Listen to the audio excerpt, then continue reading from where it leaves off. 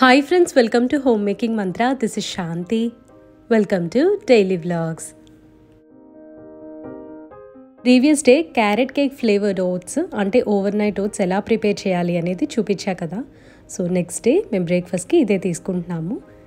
Oats అయితే చాలా మెత్తగా అయ్యాయి. ఇవి రోల్డ్ ఓట్స్ అనమాట, అంటే హోల్ గ్రెయిన్ అనమాట. ఇది దీనిలో బోల్డ్ అంత ఫైబర్ ఉంటుంది, హెల్త్కి చాలా చాలా మంచిది. ఓవర్ నైట్ ఓట్స్ ఒక్కొక్కసారి గట్టిపడిపోతూ ఉంటాయి. సో నెక్స్ట్ డే మనము కొంచెం పాలు, పెరుగు లేదా ఏదైనా సీడ్ మిల్క్, నట్ మిల్క్ ఇలాంటివి ఏదైనా సరే యాడ్ చేసుకోవచ్చు. సిద్ధుకి మా హస్బెండ్కి ఇద్దరికి కూడా ఓట్స్ ఇచ్చేస్తున్నాను.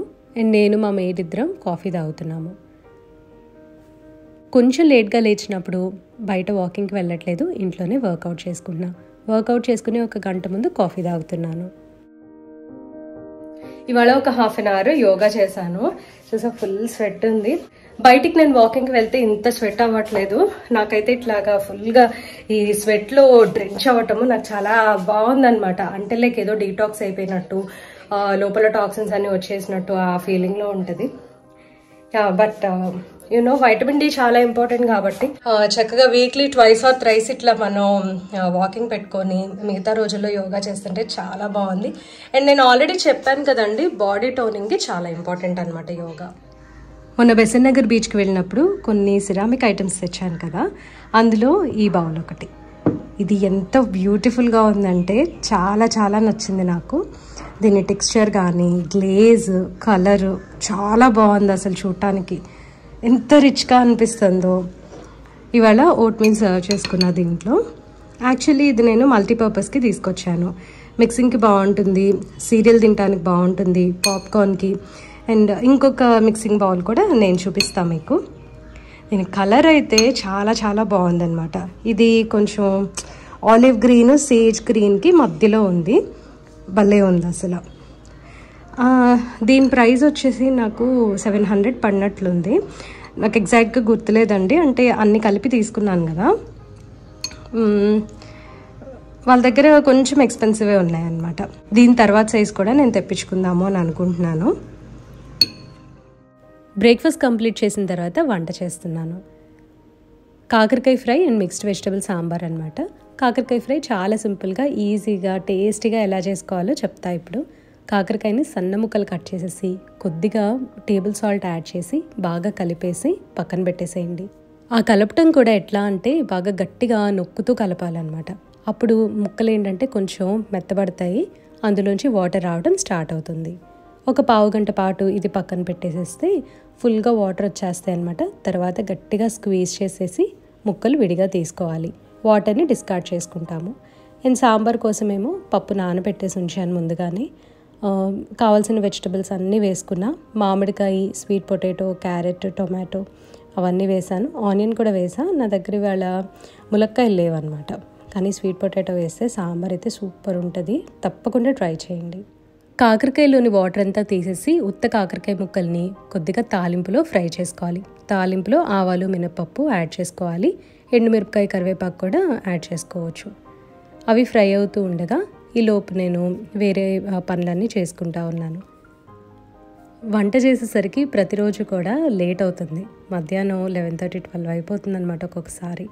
మార్నింగ్ వాకింగ్కి వెళ్ళటము, తర్వాత సిద్ధు ఇంట్లోనే ఉంటాడు కాబట్టి వాడి ఫేవరెట్ బ్రేక్ఫాస్ట్ కానీ ఏదో ఒకటి అలా వాడికి నచ్చినవన్నీ చేయటం. సో అట్లాగే సరిపోతుంది అనమాట. ఒక్కొక్కసారి ఏమో పని చాలా ఫాస్ట్గా నా వాకింగ్ కన్నా ముందే అయిపోతుంది అనమాట. నేనైతే మాత్రం ఏది డెస్పరేట్గా ఉండట్లేదు, ఎట్లా చేస్తే బెటర్ అలా కానిచ్చేస్తున్నాను. ఎందుకంటే హాలిడేస్ చాలా పీస్ఫుల్గా ఉండాలి అని చెప్పి ముందుగానే అనుకున్నా. కాకరకాయ ఫ్రైలో ధనియాల పౌడర్ వేయాలి. అయితే ధనియాల పౌడర్ లేదు అని చెప్పి నేను వెంటనే కొంచెం ధనియాలు వేయించేస్తున్నాను. ఇవి ఎక్కువగా మాడాల్సిన అవసరం లేదండి. ఎక్కువ ఫ్రై అయిపోతే డార్క్గా అయిపోతాయి. అప్పటికే కొంచెం డార్క్ అయిపోయినాయి. జస్ట్ వేడొస్తే చాలు. అవి చల్లార్చేసి చక్కగా మిక్సీ కప్లోకి తీసుకొని ఫైన్ పౌడర్ చేసుకోవటమే. ఈ ధనియాల పౌడర్ అయితే 1 month పైనే నిల్వ ఉంటుంది. ఎందుకంటే ఇందులో పచ్చి అంతా పోతుంది కదా. పచ్చి ధనియాల పౌడర్ అయితే చాలా త్వరగా పురుగు వచ్చేస్తుంది అనమాట. కాకరకాయ ముక్కలు వేగిన తర్వాత అందులో కొద్దిగా కారము, ఉప్పు, కొద్దిగా పసుపు, కరివేపాకు, దంచిన వెల్లుల్లిపాయ రెబ్బలు, ధనియాల పౌడర్ ఇవన్నీ వేసుకొని స్టవ్ స్విచ్ ఆఫ్ చేసేసి బాగా కలిపేసుకోవాలి.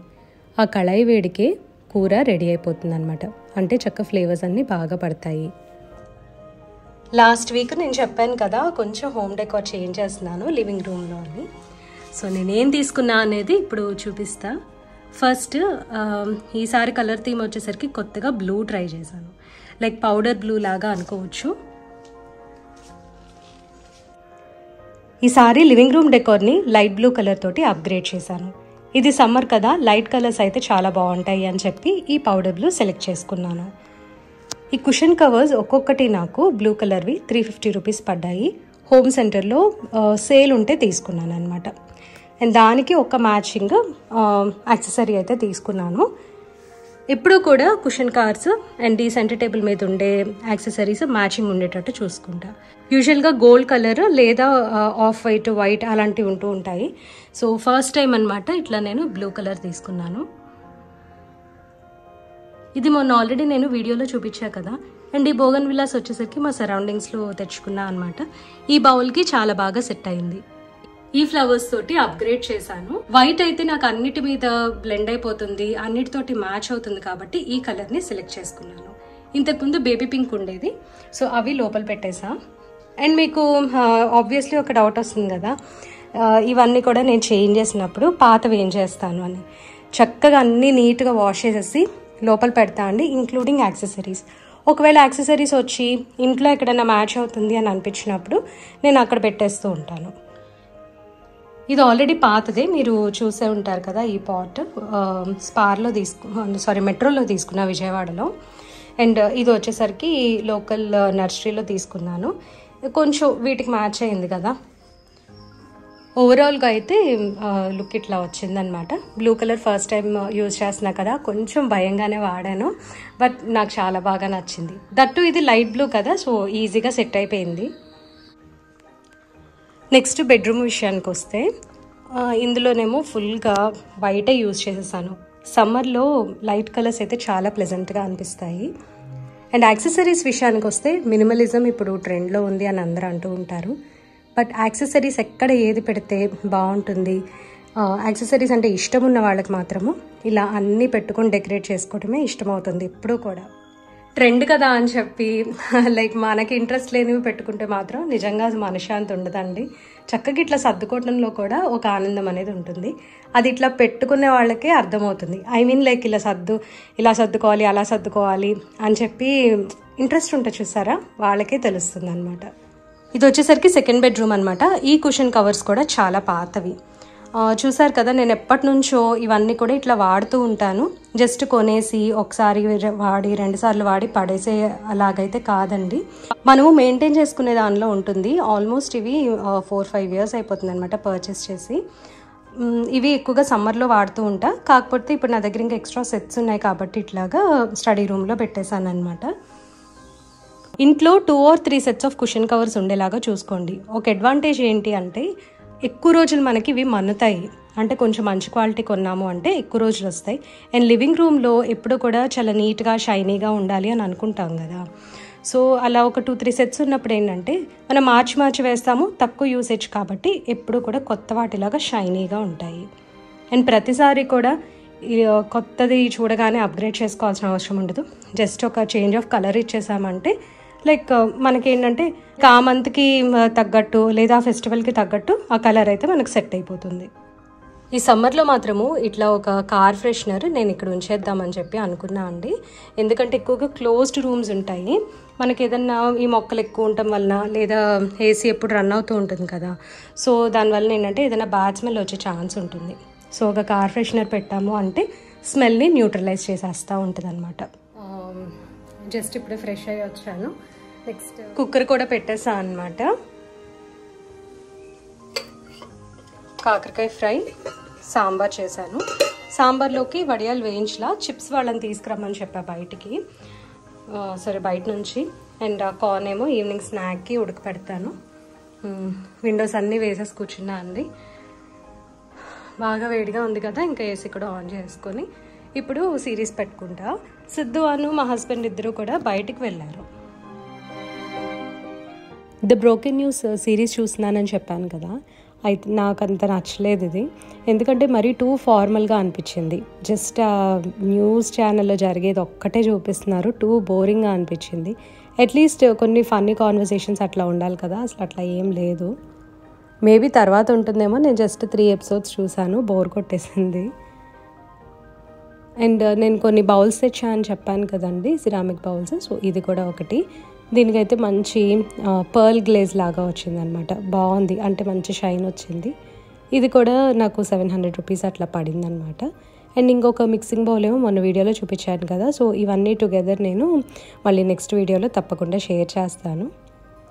భోజనం అయిపోయిన తర్వాత కొంచెం మధ్యాహ్నం పడుకొని ఆ తర్వాత ఈవినింగ్ చియా సీడ్ పుడ్డింగ్ చేస్తున్నాను. First time coconut milk tetra pack తెప్పించాను అనమాట. సో దీంతో చియా సీడ్ పుడ్డింగ్ ట్రై చేస్తున్నాను. కోకోనట్ మిల్క్ చాలా థిక్గా ఉంటుంది కాబట్టి కొంచెం వాటర్ యాడ్ చేసుకోవాలి, లేదంటే చియా సీడ్స్ సరిగ్గా నానవు, బాగా గట్టిపడిపోతాయి అన్నమాట. చియా సీడ్స్ వచ్చేసరికి ఒక 3 to 4 టేబుల్ స్పూన్స్ వరకు నాకు పట్టింది. ఈ స్పూన్ చిన్నది కాబట్టి చాలాసార్లు వేయటం అట్లా ఉంది వీడియోలో, బట్ నాకు 3 to 4 టేబుల్ స్పూన్స్ అయితే పట్టాయి. ఎందుకంటే కోకోనట్ మిల్క్ కొంచెం ఎక్కువ ఉన్నాయి అన్నమాట. టెట్రా ప్యాక్లో వచ్చింది బాగా క్రీమీగా ఉంది కదా, దానికి వాటర్ యాడ్ చేశాను. చియా సీడ్స్ కలిపిన తర్వాత కొంచెంసేపు పక్కన ఉంచేయండి. బాగా పల్చగా రన్నీగా ఉన్నాయనుకోండి, ఇంకొంచెం చియా సీడ్స్ కానీ ఓట్స్ కానీ యాడ్ చేయొచ్చు. ఒకవేళ బాగా థిక్గా ఉంది, గట్టిపడిపోయింది అనుకోండి, కొంచెం మిల్క్ కానీ పెరుగు కానీ లేదా మళ్ళీ కోకోనట్ మిల్క్ అట్లా ఏదైనా సరే యాడ్ చేయొచ్చు. వాటర్ కూడా యాడ్ చేసుకోవచ్చు, కానీ వాటర్ ఎక్కువ యాడ్ చేస్తే చప్పబడిపోతాయి అన్నమాట. సో ఇవాళ నేను ఏంటంటే kesar mango chia seed pudding చేస్తున్నాను కాబట్టి కొద్దిగా కుంకుమ పువ్వు డైరెక్ట్గా వేసేస్తున్నాను. కుంకుమ పువ్వు డైరెక్ట్గా వేసినప్పుడు నెక్స్ట్ డేకి అయితే కలర్ వస్తుందండి. నేను అది కూడా ఈ వీడియోలోనే చూపిస్తాను. కుంకుమ పువ్వుని ఎందుకు వాటర్లో కానీ పాలలో కానీ యాడ్ చేయలేదంటే అప్పటికి చియా సీడ్స్ కొద్దిగా పల్చనైనవి అని అనిపించింది అనమాట. అంటే కోకోనట్ మిల్క్ ఎక్కువైంది, సో మళ్ళీ వాటర్ యాడ్ చేస్తే ఎక్కువైపోతుందని అలా డైరెక్ట్గా వేసేసాను అనమాట కుంకుమ పువ్వు. ఈ కుంకుమ పువ్వుని ఎక్కడ తీసుకున్నా అనేది మన వ్యూవర్స్ చాలామంది అడుగుతున్నారు. ఆ కుంకుమ పువ్వు సౌదీ నుంచి మా మావయ్య గారు తీసుకొచ్చారండి. కుంకుమ పువ్వుని బాగా మిక్స్ చేసిన తర్వాత స్వీట్నర్ కోసం అని చెప్పి మేపుల్ సిరప్, హనీ లేదా కోకోనట్ షుగర్, నార్మల్ షుగర్ ఏదైనా సరే మీరు యాడ్ చేసుకోవచ్చు. ఇవాళైతే స్వీట్నర్గా నేను మేపుల్ సిరప్ యాడ్ చేస్తున్నాను. ఇది మైల్డ్గా బాగుంటుందన్నమాట. ఇది అమెజాన్ నుంచి తెప్పించాను, లింక్ని డిస్క్రిప్షన్లో ప్రొవైడ్ చేస్తాను. స్వీట్నర్ యాడ్ చేసిన తర్వాత బాగా మిక్స్ చేసేసి మనకు కావాల్సిన ఫ్రూట్ యాడ్ చేయాలి. ఇవాళ నేను kesar mango chia seed pudding చేస్తున్నాను కాబట్టి మ్యాంగోస్ వచ్చేసరికి అల్ఫాన్సో మ్యాంగోస్ కానీ జవ్వాదు లేదా బంగినపల్లి ఇవి బాగుంటాయి. రసం మామిడికాయలు దీనికి అంత రుచి ఉండవు, అండ్ పుల్లగా ఉన్నవి కూడా అసలు బాగోవు అనమాట. స్వీట్గా కొంచెం యూనిక్ టేస్ట్లో ఉండే మ్యాంగోస్ అయితే ఈ పుడ్డింగ్స్కి చాలా టేస్ట్ని ఇస్తాయి. సో ఈ మ్యాంగో వచ్చేసరికి నేను నెక్స్ట్ డే యాడ్ చేశాను, ఎందుకంటే ముందు రోజు మ్యాంగో పండలేదు. చూసారు కదా, ఈ చియా సీడ్ పుడ్డింగ్ కూడా మంచి కలర్, లైట్ ఎల్లో కలర్ వచ్చింది బికాజ్ ఆఫ్ సాఫ్రాన్ అనమాట. పైన కొన్ని నట్స్ తోటి టాప్ చేసుకొని చల్లగా ఉన్నప్పుడు ఎంజాయ్ చేసేస్తే ఐస్ క్రీమ్ తిన్న ఫీలింగ్ వస్తుంది. చాలా బాగుంటుంది, చాలా హెల్దీ కూడా. నెక్స్ట్ టైం అయితే కోకోనట్ మిల్క్ టెట్రా ప్యాక్ కొననండి, నేనే ఇంట్లో థిక్గా కోకోనట్ మిల్క్ ప్రిపేర్ చేసుకుందామని చెప్పి డిసైడ్ అయ్యాను. నైట్ డిన్నర్ తర్వాత ఒక మూవీ పెట్టుకున్నాము నెట్ఫ్లిక్స్లో, సైతాన్ అని చెప్పి. మాధవన్, అజయ్ దేవగన్, జ్యోతిక మంచి యాక్టర్స్ కదా వీళ్ళంతా. చాలా బాగుందన్నమాట మూవీ. ఫుల్ సస్పెన్స్, అసలు ఏం జరుగుతుందో ఫస్ట్ మనకు అర్థం కాదు. లాస్ట్లో ట్విస్ట్ అయితే యూజువల్గా అనిపిస్తుంది, కానీ మళ్ళీ అందులో కూడా పెద్ద ట్విస్ట్ ఉంటుంది, మనం ప్రిడిక్ట్ చేయలేమన్నమాట త్వరగా. సో తప్పకుండా మీరు చూడండి, మూవీ అయితే చాలా బాగుంది, మంచి సస్పెన్స్ థ్రిల్లరు. ఇది సండే మార్నింగ్ జీరా రైస్ చేద్దామని చెప్పి బియ్యం అవన్నీ కుక్కర్లో వేసి రెడీగా ఉంచాను. నెక్స్ట్ కడీ ప్రిపేర్ చేస్తున్నా. ఈ రెసిపీ ఆల్రెడీ నేను షేర్ చేశాను. తర్వాత పెసల కూర చేద్దాము అని చెప్పి ఆనియన్స్, టొమాటో కట్ చేసి ఉంచా, పెసలు నానబెట్టేసి ఉంచాను. కడీకి చాలా టైం పడుతుంది అనమాట, అంటే మనం స్లో ఫ్లేమ్లో పెట్టుకొని చాలాసేపు బాయిల్ చేస్తూ ఉండాలి.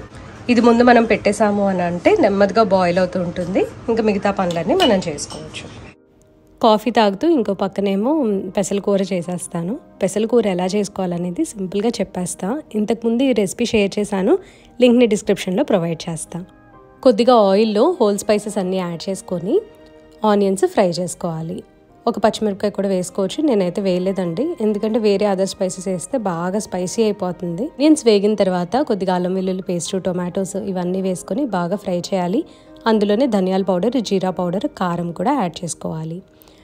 టొమాటోస్ బాగా మెత్తగా అయిన తర్వాత నానబెట్టి ఉడకపెట్టిన పెసలు ఇవి యాడ్ చేసుకోవాలి. మొలకెత్తిన పెసలతోటి కూడా కొంతమంది కూర చేసుకుంటారు. కాకపోతే నాకు అంత టైం లేక మొలకెత్తించలేదు. జస్ట్ పెసల్ని నానబెట్టేసాను అనమాట. లేవగానే ఒక 1 or 2 hours నానితే చాలన్నమాట. అట్లీస్ట్ ఒక హాఫ్ అన్ అవర్ అయినా సరే నానబెట్టి ఆ తర్వాత మనం ప్రెషర్ కుక్ చేసుకోవాలి. ఉడికిన పెసల్ని ఇట్లాగా టొమాటో పేస్ట్కి యాడ్ చేసేసి బాగా కలిపేసుకొని కొంచెం వాటర్ పోసుకొని మూత పెట్టేసేయాలి. పెసల కూర బాగా ఉడికి చక్కగా ఇట్లాగా దగ్గర పడుతుంది. లాస్ట్లో కొద్దిగా గరం మసాలా, కొత్తిమీర, కసూరి మేతి యాడ్ చేసుకోవాలి.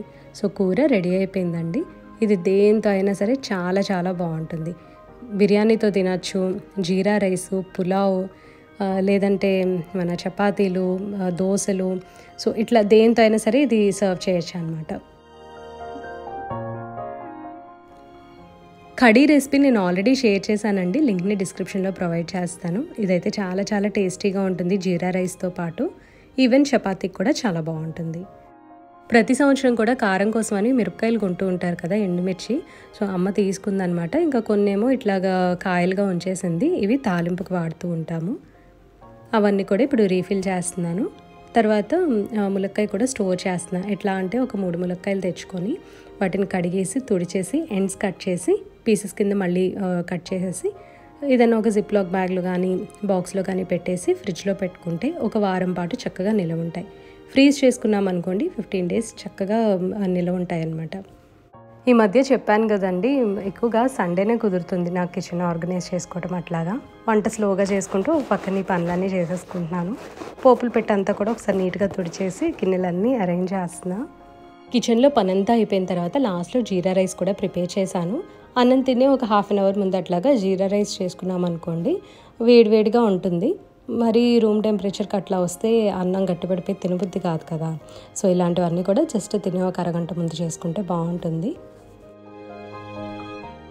సో ఇంకా ఇదండి వాళ్ళ వీడియో. మీకు ఈ వీడియో నచ్చినట్లయితే తప్పకుండా లైక్ చేయండి, కమెంట్ చేయండి, ఛానల్కి సబ్స్క్రైబ్ చేసుకోండి. Thank you for watching. Thank you for your time.